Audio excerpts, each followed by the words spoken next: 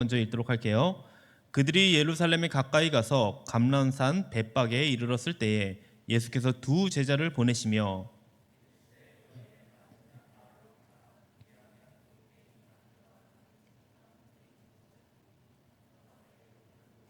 만일 누가 무슨 말을 하거든 주가 쓰시겠다 하라. 그리하면 즉시 보내리라 하시니 시온 딸에게 이르기를 내 왕이 내게 임하나니 그는 겸손하여 나귀 곧 멍에 매는 짐승의 새끼를 타도다 하라 하였느니라. 나귀와 나귀 새끼를 끌고 와서 자기들의 겉옷을 그 위에 얹음에 예수께서 그 위에 타시니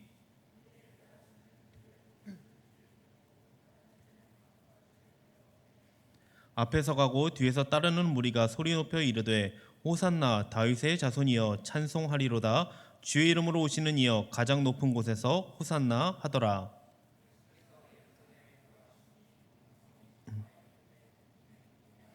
같이 읽겠습니다. 무리가 이르되 갈릴리 나사렛에서 나온 선지자 예수라 하니라. 아멘. 네, 우리가 마태복음 강해를 저번 1월부터 1월도 아니죠. 12월 말부터 시작한 것 같습니다. 그래서 저는 예상하기로 한 8월이면 이 마태복음 강의가 끝나지 않을까 생각했는데 생각보다 길어진 것 같습니다. 그래도 마태복음 총 28장 중에 우리가 20장까지는 왔습니다. 오늘 21장인데 그래도 많이 왔죠. 마태복음의 끝이 이제 다가오기 시작하면서 저도 아쉬움이 좀 많이 남는 것 같아요. 조금 더 이 마태복음을 깊게 더 여러분에게 설명해 드리고 싶은 마음이 있었고 또 여러분에게 좀 더 들리는 설교를 하고 싶은 마음이 드는 것 같습니다. 그래도 여러분이 잘 따라와 주셔서 감사드리고 마지막까지 최선을 다해서 여러분에게 마태복음을 전하도록 하겠습니다. 오늘도 많은 깨달음과 큰 은혜가 있기를 소망하면서 함께 오늘 본문을 살펴보도록 하겠습니다.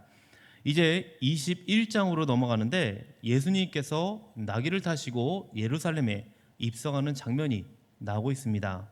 오늘 본문은 지금까지의 여행의 이제 마무리를 짓게 되는 이제 전환되는 과정이라고 보시면 될 것 같아요. 예루살렘의 입성을 시작으로 십자가의 절정까지 이제 가시는 과정을 보시도록 하겠습니다. 예수님이 예루살렘에 입성한 그때가 언제냐? 6월절입니다. 6월절 무렵이다 보니까 갈릴리에서 온 수많은 무리가 같은 길로 이 예루살렘에 도착하고 있었습니다. 자, 그렇다면은 예루살렘에 이제 총 집결지란 말이에요. 그럼 이제 전국 각지에서 이제 모여들겠죠. 몇 명이나 모였을까요? 예루살렘에 몇 명 정도가 모였을 것 같습니까? 여러분이 한번 마음속으로 한번 생각해 보시기 바랍니다. 정확하지는 않지만 성경에 나오진 않죠. 그래서 정확하게 언급하기는 어렵지만 역사적인 자료에 의하면 250만 명 정도가 모였을 거라고 보여집니다. 당시 유월절 기간에 사용된 희생양이 몇 마리냐면 약 25만 마리가 희생됐다고 합니다. 그럼 한 마리당 한 10명을 기준으로 하면 250만 명 정도가 유월절을 지키기 위해서 예루살렘으로 모였을 거란 거예요. 대단히 많은 숫자가 모인 거죠. 자, 그렇다는 건 지금 예수님이 가시는 이 길이 굉장히 많이 붐볐을 거라는 것이고 지금 예수님은 많은 물에 휩싸여서 제자들과 함께 길을 가고 있는 지금 상황입니다. 우리가 함께 마태복음을 살펴봐서 알겠지만 보통 예수님이라면 많은 무리가 모였을 때 어떻게 하셨죠? 아무도 모르게 눈에 띄지 않게 조용히 들어가셨을 겁니다. 마태복음 우리가 16장에서도 살펴봤듯이 자기가 그리스도이심을 아무에게도 알리지 말라고 하셨잖아요. 그런데 이번에는 모르게가 아니라 다 알립니다. 지금까지 예수님과의 방식과는 대조적으로 이 무리의 관심을 자신에게 집중시키는 행동을 합니다. 자, 왜 이렇게 모든 이의 관심을 끄는 행동을 예수님이 하셨을까요? 그것은 예수님이 자신이 메시아 되심을 지금 공적으로 이제 보여주는 것입니다. 그러니까 예루살렘이 바로 자기 자신이 십자가 사역을 해야 할 곳이기 때문에 그렇습니다. 이렇게 예수님은 모든 이들이 알도록 메시아임을 나타냈지만 근데 많은 군중들은 예수님을 이 정치적 왕으로 생각했습니다.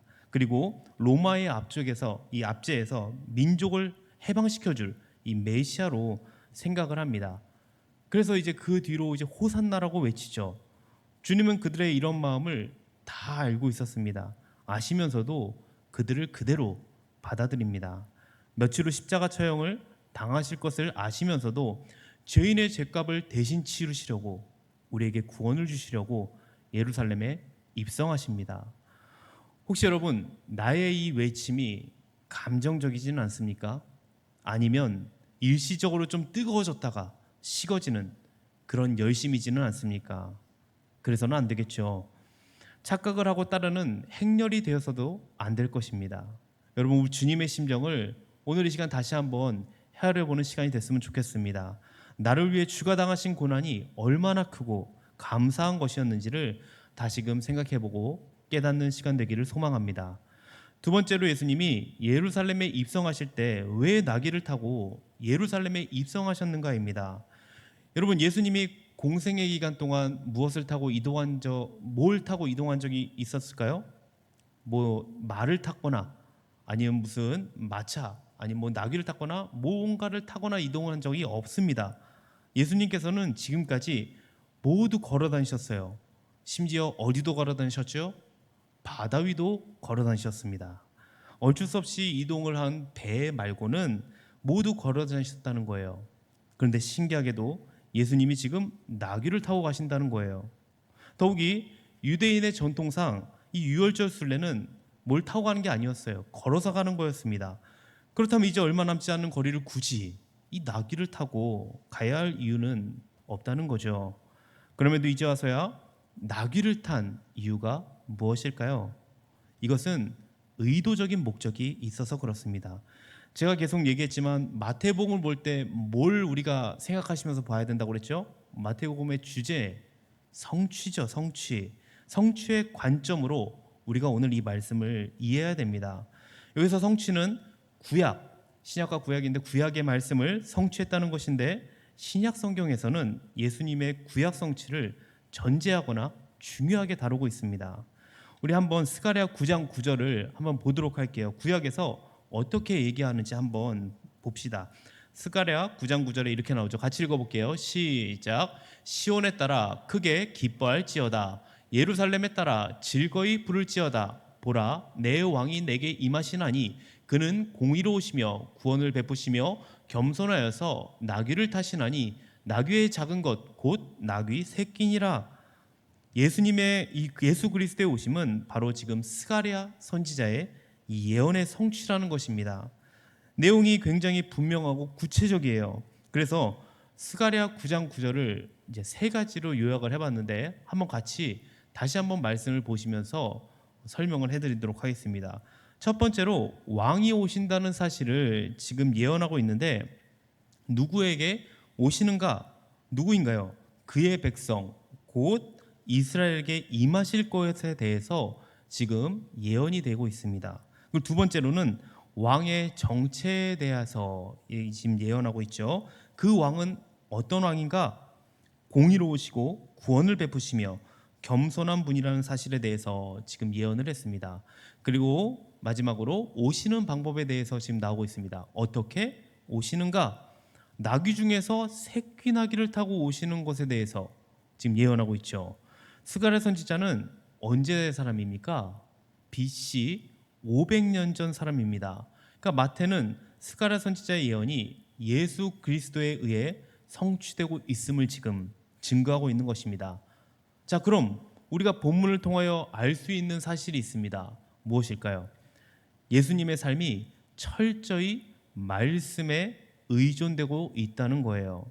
우리 주님은 임의로 행동하지도 않으셨고 그리고 말하지도 않으셨습니다. 그분의 출생과 성장, 사역과 고난, 죽으심과 부활, 그리고 재림까지 철저하게 구약의 예언대로 성취로서의 이 삶이었음을 알 수 있습니다. 심지어 예수님이 겟세마네 동산에서 잡히실 때 항거하지 않으십니다. 거기다가 베드로를 책망하시면서 이런 말씀을 하시죠. 마태복음 26장 53절 54절에 어떻게 나오냐면 너가 내 아버지께 구하여 지금 12군단 더 되는 천사를 보내시게 할 수 없는 줄로 아느냐. 내가 만일 그렇게 하면 이런 일이 있으리라 한 성경이 어떻게 이루어지겠느냐 하시더라. 주님은 왕으로서 그분이 가진 권능을 임의로 사용하지 않으셨습니다. 왜 그랬죠? 이유는 말씀에 의존해 있기 때문입니다. 우리 비전하우스 청년부도 철저하게 그 주님의 말씀에 의존하시기를 소망합니다. 세 번째로 나귀를 타고 예루살렘에 들어가신 주님이 이 이루실 나라는 도대체 어떤 나라인가입니다. 하나님의 백성으로 살아가는 우리들에게 그 나라는 어떤 나라인지 한번 의미를 우리 함께 살펴보도록 하겠습니다. 먼저 나귀 타신 왕 예수님이 이루실 나라는 겸손으로 이루어진 나라입니다. 예수님은 두 제자에게 맞은편 마을로 가서 함께 매어 있는 나귀와 나귀 새끼를 끌고 오라고 명하십니다. 이상해요. 한 마리가 아니에요. 한 마리가 아니라 두 마리를 끌고 오라고 합니다. 나귀와 나귀 새끼 두 마리를 끌고 오라고 해요. 이 말씀은 사복음서에 모두 기록이 되어 있습니다. 그런데 마태복음에서만 두 마리를 끌고 오라고 해요. 왜 이렇게 나귀와 나귀 새끼를 같이 끌고 왔는지에 대해서 성경은 이것에 대해서 이유를 설명하고 있지는 않아서 잘 모르겠지만, 그래도 우리는 추정을 한다면 아마도 나귀의 이 미숙함을 강조하기 위해서 나귀의 이 어미와 새끼를 동시에 언급하지 않았나 봅니다. 그러니까 나귀 새끼가 이 어미 나귀에게 독립하기 어려울 정도로 이 어린 나귀라는 거죠. 보통 이 어린 나귀라고 하면 한 1년, 2년 정도 된 이 새끼 나귀를 얘기합니다. 여러분, 예수님이 어린 나귀에 타시는 광경을 한번 그려보시기 바랍니다. 어떨까요? 굉장히 나귀가 작겠죠. 이 작은 나귀, 얼마 되지 않은 1, 2년 된 이 나귀에 예수님이 타셨다고 생각해 보십시오. 굉장히 부자연스러울 것입니다. 이것은 우스꽝스러운 왕의 모습을 보여주고 있습니다. 이처럼 예수님은 나귀 타신 왕으로 왜 나귀 타신 왕으로 이 땅에 와서 무엇을 선포하기 원하셨을까요? 주님은 두 가지를 선포하기 원하셨습니다. 첫째로 예수님은 세상의 왕, 이 세상의 메시아임을 선포하기 원하셨습니다. 4절 5절을 우리 한번 보도록 하죠. 4절에서 5절 우리 함께 읽어보도록 하겠습니다. 시작. 이는 선지자를 통하여 하신 말씀을 이루려 하심이라. 일렀을 시온 딸에게 이르기를 내 왕이 내게 임하나니 그는 겸손하여 나귀 곧 멍에 매는 짐승의 새끼를 탔도다 하라 하였느니라. 이 말씀 아까 우리가 살펴봤죠. 스가랴 선지자의 예언입니다. 메시아 구원자 왕이 오실 텐데 그분은 겸손하여 나귀를 타실 것이다 라고 지금 예언이 되어 있습니다. 그래서 예수님은 그 예언대로 오신 메시아임을 이 예루살렘에 선포하신 것입니다.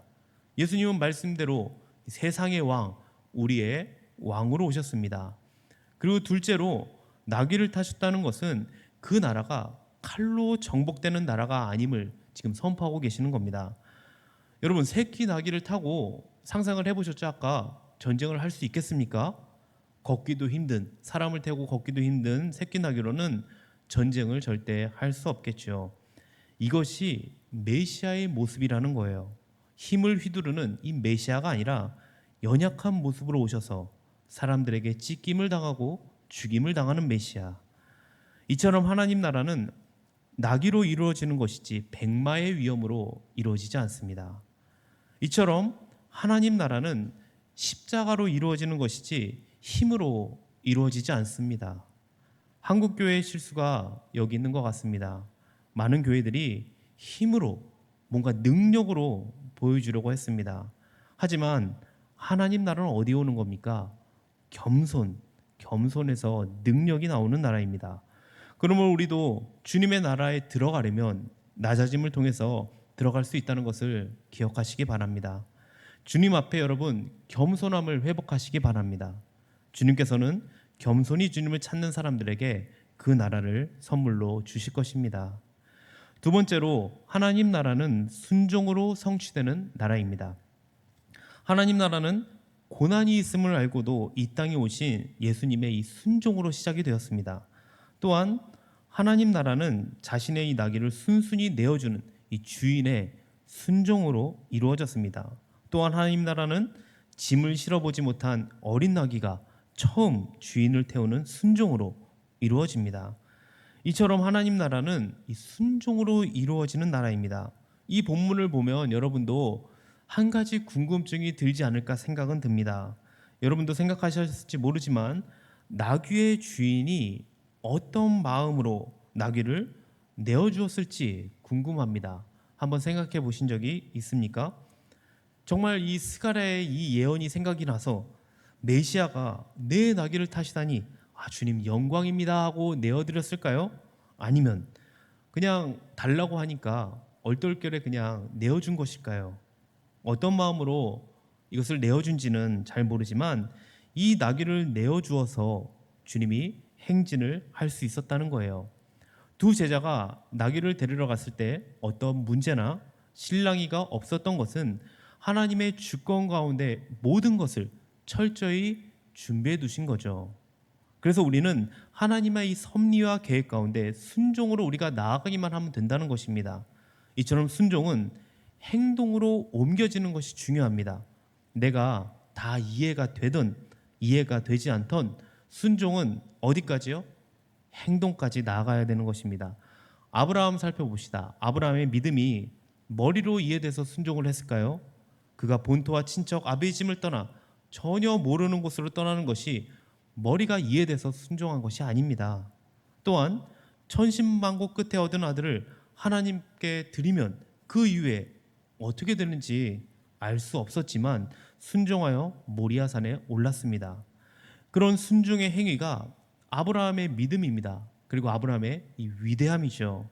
세상의 왕 예수님은 지금도 우리의 이 작은 순종을 요구하십니다. 오늘 우리가 순종하지 못하고 메어놓는 이 두 마리의 나귀가 있습니까? 그렇다면 주님의 십자가와 이 순종을 생각하면서 내어드리는 이 결단을 해보시기 바랍니다. 그것을 통해 주님의 나라가 이루어질 것입니다. 마지막으로 하나님 나라는 충성으로 이루어진다는 것입니다. 예수님의 예루살렘 입성은 비록 나귀를 타셨더라도 열기는 굉장했던 것 같아요. 7절 한번 보도록 할까요? 7절을 보면은 얼마나 열기가 대단한지 한번 보도록 하겠습니다. 같이 읽어볼게요. 시작. 나귀와 나귀 새끼를 끌고 와서 자기들의 겉옷을 그 위에 얹음에 예수께서 그 위에 타시니. 자, 아직 앞에서 말씀드렸던 것처럼 예수님께서 타신 이 나귀, 아직 안장조차 얹지 않는 이 새끼 나귀입니다. 그 위에다가 자기들이 끌고 와서 겉옷을 막 벗어서 그 위에 올렸다는 거예요. 자, 그 당시 유대인들에게 이 겉옷 매우 큰 재산이란 말이에요. 근데 아낌없이 덮어드렸습니다. 그뿐만 아니라 이 옷과 종려나무 가지를 바닥에 깝니다. 바닥에 깔아서 거의 이 왕의 행차와 동일한 분위기를 냅니다. 자, 이러한 예수님의 상징적인 행동을 보고 무리가 예수님을 다윗의 자손으로 인식합니다. 그리고 호산나라고 찬양을 하죠. 많은 사람들이 열광을 합니다. 근데 이것이 왕으로서의 메시아만 지금 인식하고 있는 거예요. 그것은 다윗의 자손이라는 이 칭호를 사용한 것에서 우리가 알 수 있습니다. 그러니까 메시아라는 것은 알았는데 어떤 메시아냐, 예수 그리스도가 어떤 메시아냐에 대해서는 잘 몰랐던 거죠. 그러다 보니까 단 5일 만에 군중들이 돌변을 합니다. 이 호산나의 함성은 십자가에 못 박아라, 예수를 십자가에 못 박아라는 이 원성으로 5일 만에 돌변하게 됩니다. 예수님이 그들의 기대와 피로를 채울 이 가능성이 전혀 없어지자 바로 돌아선 거죠. 그 결과로 예루살렘에서 왕이 되실 것 같다는 예수님은 오히려 고난을 당하시고 십자가에 못 박혀 돌아가시게 됩니다. 하나님 나라는 열광하다가 자신의 기대와 달라지면 돌아서는 사람들이 이루는 나라가 아닙니다.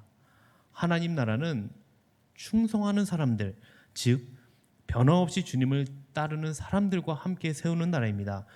우리는 성경에서 이 충성이라는 단어를 좀 헷갈리는 것 같습니다. 여러분이 생각하시는 충성 어떻습니까? 충성할 때 어떠한 생각이 드십니까? 보통 충성 어디서 많이 쓰시죠?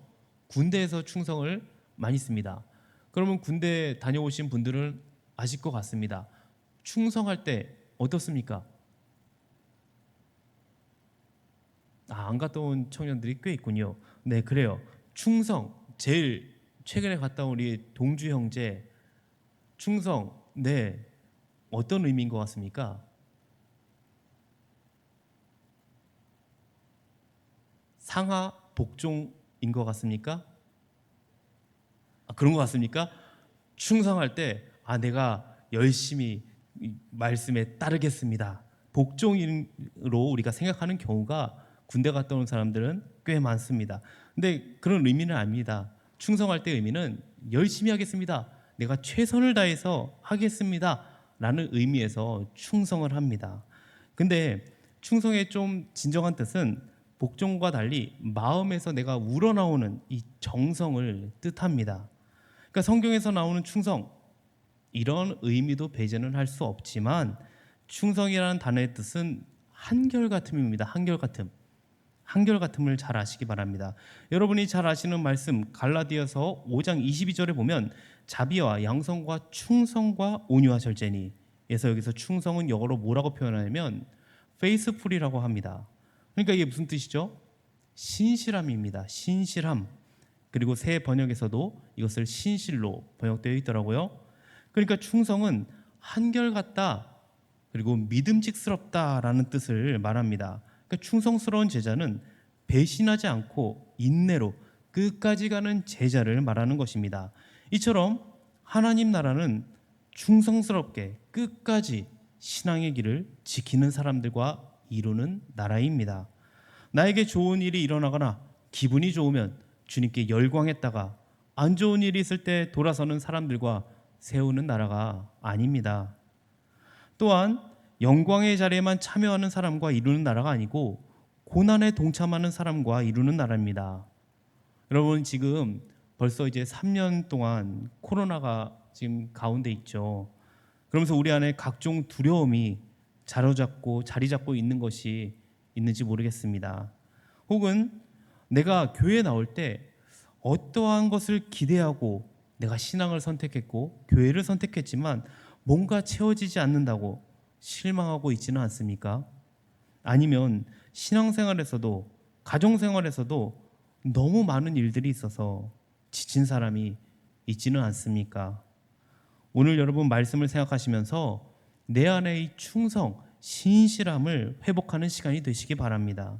그리고 예수 그리스도를 나의 주, 나의 왕으로 모시면서 날마다 순간순간마다 그리스도의 주되심을 기억하시기 바랍니다. 끝으로 하나님의 주권을 인정하고 예수님이 우리의 진정한 메시아임을 고백하면서 주님께서 주신 이 새 생명을 풍성히 누리며 나아가는 우리 동원교회 비저너스 청년부 되시기를 주님의 이름으로 축복합니다. 아멘. 우리 시간 함께 찬양하고 기도하는 시간을 갖도록 하겠습니다. 아까 우리가 함께 찬양했던 찬양이죠. 주님은 우리의 왕이십니다. 근데 아까 우리가 말씀에서 봤듯이 그냥 군중들과 같은 그 왕으로 내가 생각하고 있지는 않은지 한번 여러분이 생각해 보시기 바랍니다. 그 왕을 나의 그냥 내가 필요로 채우기 원하는 그런 왕으로 내가 예수님을 생각하고 있지 않은지, 내가 주님을 내가 주인으로 섬긴다고 얘기하고 있지만 그 주인이 내가 되고 있지는 않은지 한번 생각해 보시기 바랍니다. 우리의 진정한 왕과 진정한 주인은 주되심을 믿으시기 바랍니다. 시간 우리의 왕 되시고 메시아 되신 우리 예수 그리스도를 바라보면서 우리 함께 찬양하며 나가겠습니다. 예수 우리 왕이여, 이곳에 오소서. 보좌로 주여 임하사 찬양을 받아 주소서. 주님을 찬양하오니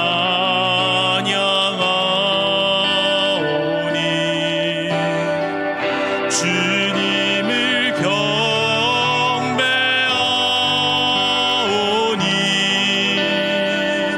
왕이신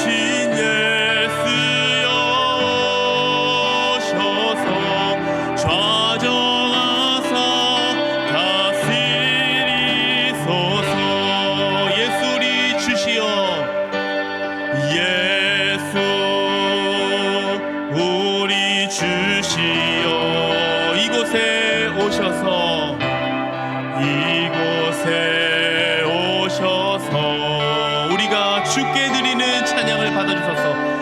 우리가 주께 드리는 찬양을 받아주소서. 찬양을 받아주소서. 우리는 주님의 종들, 우리는 주님의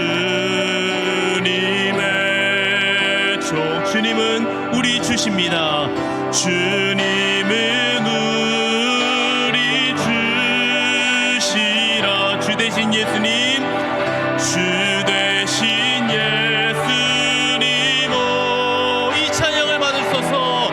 이 찬양을 받아주소서. 우리 처음부터 다시 찬양합니다. 예수 우리 왕이여, 예수 우리 왕이여, 이곳에 오셔서, 이곳에 오셔서 우리가 왕께 드리는, 우리가 왕께 드리는 영광을 받아주소서. 영광을 받아주소서. 우리는 주님의 백성입니다. 우리는 주님의 백성. 주님은 우리 왕이라. 주님은 우리 왕이라. 왕이신 예수님, 왕이신 예수님 오셔서 좌정하사. 우리 이 시간은 눈을 감고 찬양했으면 좋겠습니다. 제가 가사를 부를게요. 눈을 감고 찬양합시다. 예수 우리 왕이여, 예수 우리 왕이여, 우리 왕이여, 이곳에 오셔서, 이곳에 오셔서 우리가 왕께 드리는, 우리가 왕께 드리는 영광을 받아주소서. 영광을 받아주소서. 우리는 주님의 백성, 우리는 주님의 백성. 주님은 우리 왕이라. 주님은 우리 왕이라. 왕이신 예수님 오셔서, 왕이신 예수님 오셔 좌정하사, 좌정하사 다스리소서. 우리가 함께 기도할 텐데요. 주님은 우리의 왕이십니다. 이것을 우리가 마음속 깊이 간직하고 이 시간 함께 기도했으면 좋겠습니다. 겸손함으로 주님 앞에 무릎 꿇으시기 바랍니다. 순종의 일꾼이 되시기 바랍니다. 충성스러운 일꾼이 돼서 마지막 날까지 우리가 견고히 달려갈 수 있도록 우리가 함께 기도합시다. 겸손함, 순종함, 충성함으로 우리 주님 앞에 서시기 바랍니다. 특별히 우리가 날마다 주님을 깊이 묵상하고 주님께서 우리의 삶을 인도하여 달라고, 주님 나를 붙잡아 달라고, 주님께서 나의 주인이 되달라고, 진정한 주인은 온전히 예수 그리스도임을 우리가 함께 고백하면서 그러한 삶으로 나아갈 수 있도록 우리 같이 주여 한번 외치고 우리 기도하며 나가도록 하겠습니다. 주여,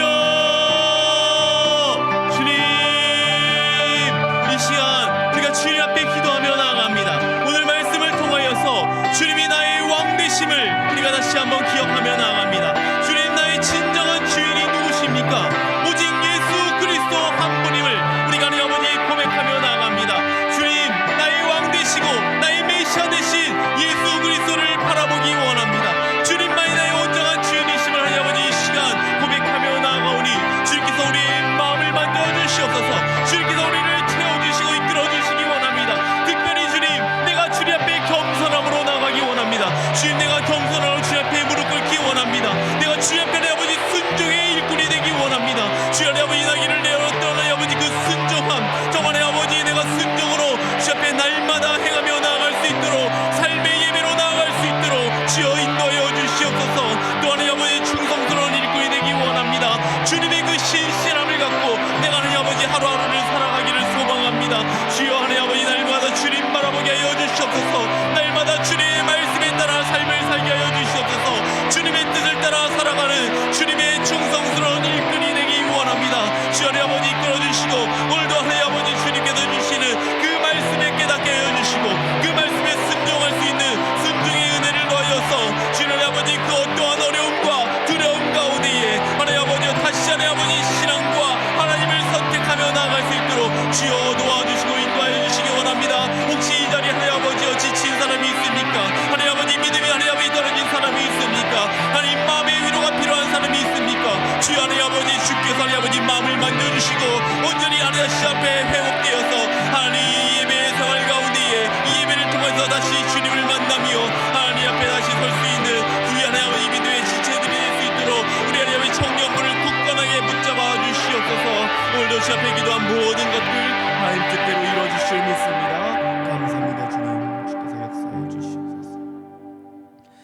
하나님 아버지 감사합니다. 오늘도 우리를 이 자리로 이끄시고 우리를 부르신 그 하나님의 은혜에 감사드립니다.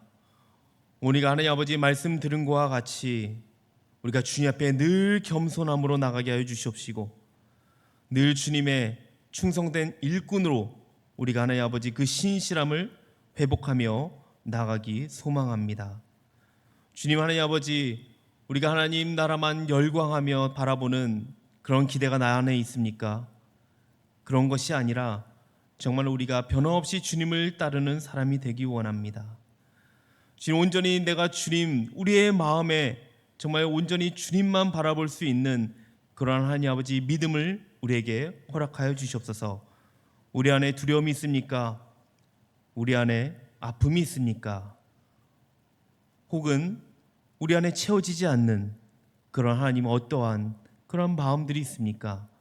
주님 이 시간 말씀으로 채워주시고 말씀으로 위로하여 주시고 우리가 주님 말씀 하루하루 붙잡고 살아갈 때에 정말 온전한 주님과의 교제 가운데 있게 하여 주시고 또 주님 그 말씀을 통하여서 온전한 주님과 신앙생활을 할 수 있도록 믿음 생활을 하며 나아갈 수 있도록 우리에게 믿음을 허락하여 주시옵소서. 주님 이 시간 우리가 한 기도 모든 기도 주님께서 들으신 줄 믿습니다. 주님께서 선하신 뜻대로 인도하여 주시고 또 하나님 하루하루 살아갈 때에 늘 주님과 동행하는 우리 비전하우스 청년부 되게 하여 주시옵소서. 감사드리며 예수님 이름으로 기도합니다. 아멘.